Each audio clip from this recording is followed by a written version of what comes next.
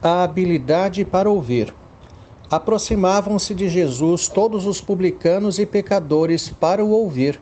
Lucas 15:1. Certamente, a necessidade de aprender não é consequência do pecado. Quando o Criador estabeleceu ao ser humano, ainda antes da queda, o chamado mandato cultural, isso já estava implícito. Nada mais era do que a responsabilidade de desenvolver conhecimento em todas as áreas, segundo Deus. A própria ordem para sujeitar a criação dada ao ser humano também lhe impõe a necessidade de desenvolver ciência e tecnologia. Certamente, tal responsabilidade feita no estado de perfeição seria radicalmente diferente daquilo que fez o homem caído. Perfeição não é plenitude.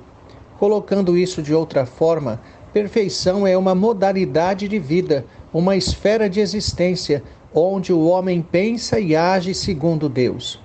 Contudo, não significa uma existência em que nada possa ser acrescentado, ou mesmo que não sinta falta de algo. Exemplo disso é Adão, colocado no Éden sem um ser que lhe completasse. Mesmo perfeito, sentiu falta de alguém, algo que foi deliberadamente planejado por Deus e que ensejou a criação da mulher. Mesmo os santos anjos de Deus nos céus aprendem constantemente. O homem não é imutável, bem como não tem aceidade, a capacidade de ser completo, de não se gastar ou precisar de qualquer reposição. A imutabilidade e a aceidade pertencem ao grupo de atributos que só Deus tem. No entanto, uma vez que o pecado entrou no mundo, o aprendizado se torna uma necessidade muito maior, não apenas para o desenvolvimento humano, mas também para refrear a maldade do coração do homem. Deve começar com o conhecimento da lei de Deus. Todo aprendizado exige algum grau de humildade.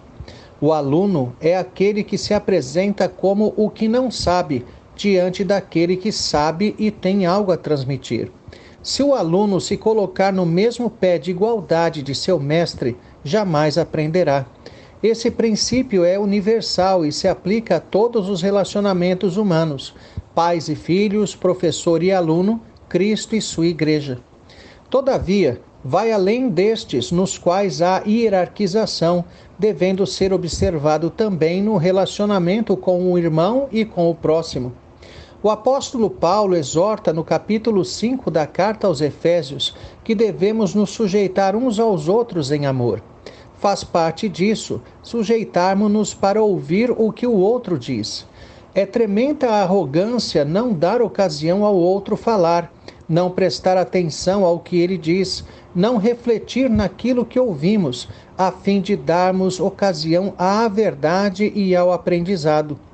Geralmente, não temos a consciência que negar ao outro os nossos ouvidos é tremenda arrogância.